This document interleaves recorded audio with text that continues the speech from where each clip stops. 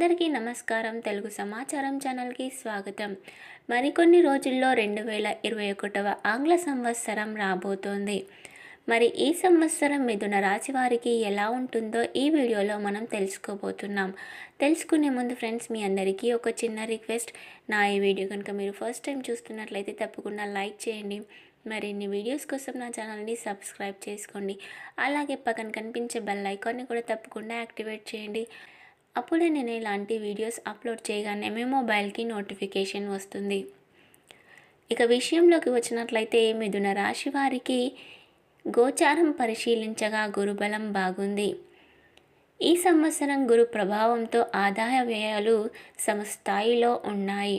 ఏ కార్యం తలపెట్టినా విజయవంతం అవుతుంది. వ్యవహార దక్షతతో రాణిస్తారు. ముఖ్యమైన వ్యవహారాలు కలిసి వస్తాయి. ఈ సంవత్సరం అవగాహన లేని విషయాలు కొంత ఇబ్బంది కలిగిస్తాయి. బంధుమిత్రులతో సత్సంబంధాలు నెలకొంటాయి. అవివాహితులకు శుభసూచకంగా ఉంటుంది ఈ సంవత్సరం. ఉద్యోగస్తులకు కొత్త ఇబ్బందులు ఎదురవుతాయి. అధికారులకు బాధ్యతల మార్పు, స్థానచలనం, వ్యాపారాలు లాభసాటిగా సాగుతాయి. వాణిజ్య ఒప్పందాలకు అనుకూలంగా ఉంది ఈ సంవత్సరం. పారిశ్రామికవేత్తలు, పారిశ్రామిక కార్మికులకు కలిసి వచ్చే సమయం. విద్యార్థులు పరీక్షలు బాగా రాస్తారు. వ్యవసాయ రంగాల వారికి సామాన్యంగా ఉంటుంది. ఆశించిన మద్దతు ధర లభించకపోవచ్చు. ఇక వైద్య, సేవ, న్యాయ, సాంకేతిక రంగాల్లో రాణిస్తారు. ఆస్తి వివాదాలు, కోర్టు వ్యవహారాలు చికాకు పుట్టిస్తాయి.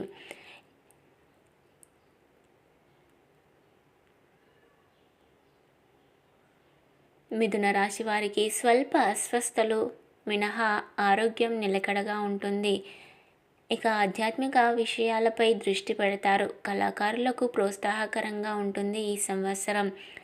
ఇక మిథున రాశి వారికి ఈ సంవత్సరం ఆదాయం 5, వ్యయం 5గా ఉంటుంది. రాజ్యభుజం 3, అవమానం 6గా ఉంటుంది.